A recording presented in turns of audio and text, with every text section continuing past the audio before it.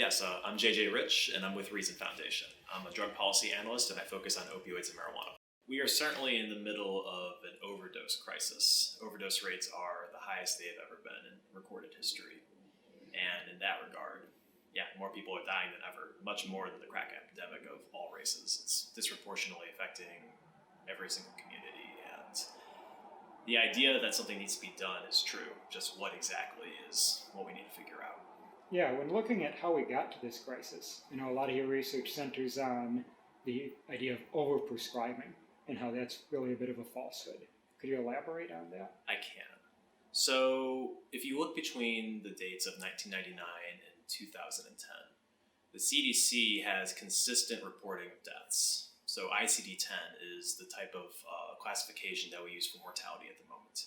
And that began in 1999. So between 1999 and 2010, we saw a major increase in opioid deaths, drug deaths in general, but opioid deaths increased a lot during that period. During that period also, prescribing of opioids went up. So the CDC and other government entities had the assumption that overprescribing was causing people to become addicted to opioids. And because of that, more people were starting to die from opioids. People would become addicted and then they would overdose on their medications after taking too much.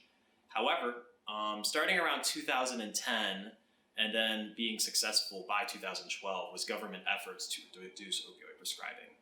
And prescribing rates have since 2012 decreased 38%. But now, between 2012 and 2017, overdose rates have even doubled. They've gone up much more than they were previously. So the relationship between prescribing and addiction, I argue, is not as straightforward as the CDC has led on.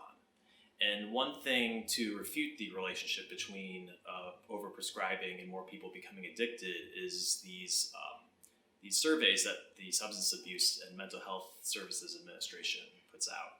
It's the NSDUH survey. They basically go around the country and ask thousands of people about their drug use activity. And looking at those surveys, we see that opioid pain reliever abuse rates have basically been standard or constant. Non-medical use of opioids that are prescriptions have been stable since about 2002. And we've also seen that non-marijuana illicit drug use has also been stable. Now, there are some questions about these data possibly being flawed because of the type of people who are asked.